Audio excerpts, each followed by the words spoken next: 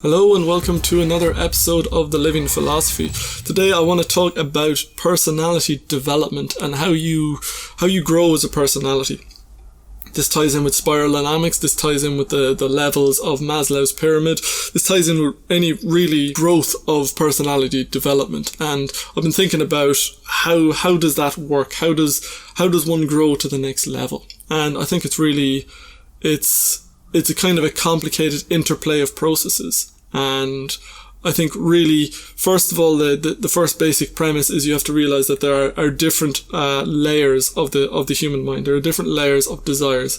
And this is something we see at Maslow's pyramid. You sort out your base and then you sort out the next level and the next level until you move to the peak, which is moving towards self-actualization. I suppose beyond that you could potentially posit a global actualization.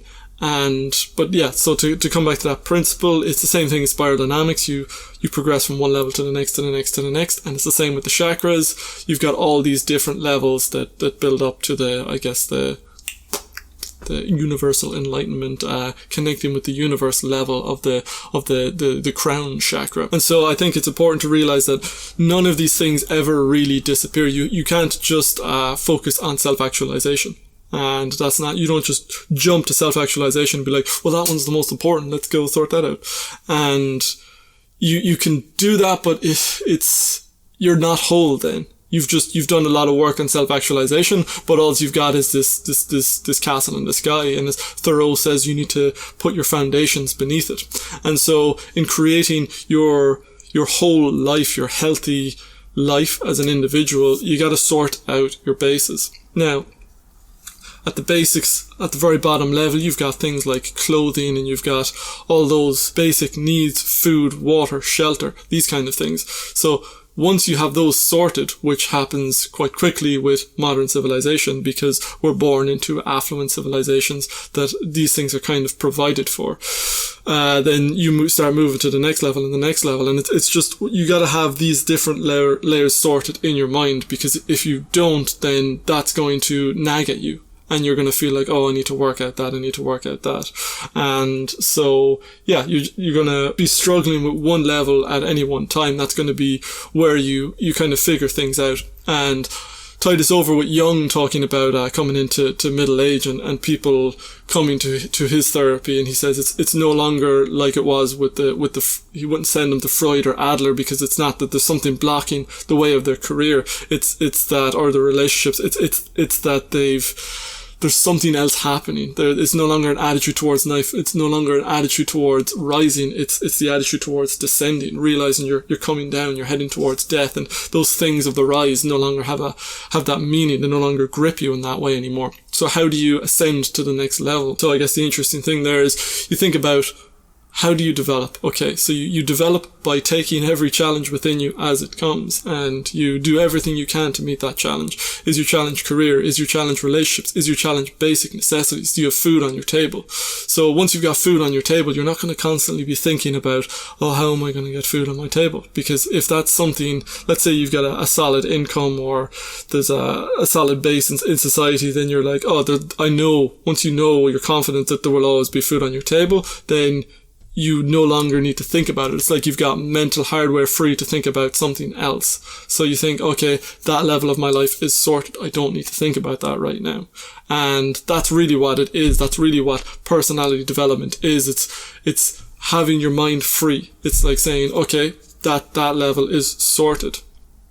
And then once that's sorted, you go, okay, what's the next problem? And then your mind starts thinking, oh, maybe it's career, maybe it's relationships. And you think, okay, how can I solve that? How can I solve that? I'll work on this, I'll work on that, and work on this. And once that's sorted, once you're like happy with that level of yourself, then you go, okay, that's pretty good. I no longer need to think about that. And then you think about the next level, and then you think about the next level.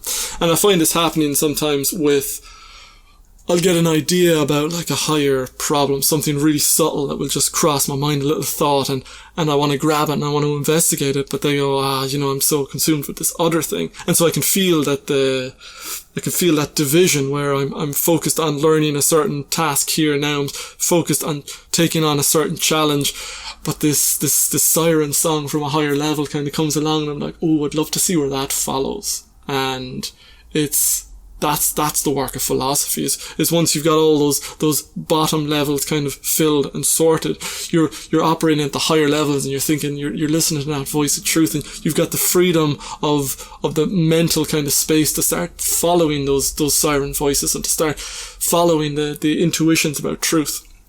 And you can think of that as like what Michel de Montaigne did when he retired at age 38. So Montaigne was one of the great French philosophers, I guess around 16th century. So he was this great philosopher. He invented the form of essays. Essay in French means to try. So they're his attempts to solve a certain problem or to understand a certain problem.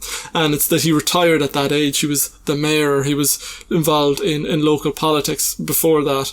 But at this point he retires and dedicates himself to a life of philosophy, to a contemplative life. And so he begins to follow those higher problems. He's sorted out his bases. He's got his family. The food is no problem. He's retired. His career is like, he's put a good boundary on his career, and he's ready for those higher things. He's put those things to rest. He's lived those parts of life. So now he's ready to hear the higher voice. And I guess you could maybe say, is this why Plato says in one of his books that we should not practice philosophy until we're 50 years or older? And that's because your mind isn't ripe for truth at that point. So in which case we're all just bypass. I mean, Plato was learning philosophy a lot earlier, but I think I take the point that, like, can you have the creative original work? I feel like right now what I'm doing in my life is I'm still just learning my craft. I'm still sorting out those lower levels, and I guess I'm anticipating that later life of real pure truth and following those intuitions and really getting deep down into the nature of things. And right now it's still me just learning my craft, me just being on the path and learning the bits of wisdom and being patient with the fruits of time and life unfolding themselves in the fullness of time. So I think it's an interesting thing of, like, not to worry. Don't worry about not being there yet, because just worry about where you're at. Worry about the level that you're at and at meeting the challenges that you're faced with at the moment, and do your best job in doing those things. Don't try to solve all the problems of the world in your life all at once. Focus on what needs to be done and move to the next level and move to the next level. And I guess that's kind of my philosophy of life at the moment, is just taking all of these things. And while I'm excited for those later years of digging deep down into truth and just living that meditative life, kind of like a Darwin or a Plato or an Aristotle in their academies. But I love the Darwinian life of him just going for walks and thinking deeply about his problems and writing a bit about it, and maybe having a little snooze during the day while your wife is reading a novel to you. I mean, it sounds like a real contemplative life, and that you can get deep into the grasps of truth at that point. So while I'm looking forward to that, I still think it's important to just take things as they come and to meet the level of development that I'm at. This level is also really fucking cool. So yeah, I guess it's an affirmation to life. It's saying yes to life at every level that it happens. So I hope you've enjoyed this episode of The Living Philosophy. If you have, please give us a thumbs up down below and subscribe if you haven't already. And I'd love to hear from you in the comments if you have any thoughts, insights or feedback. And otherwise I shall see you next time. Thank you for watching.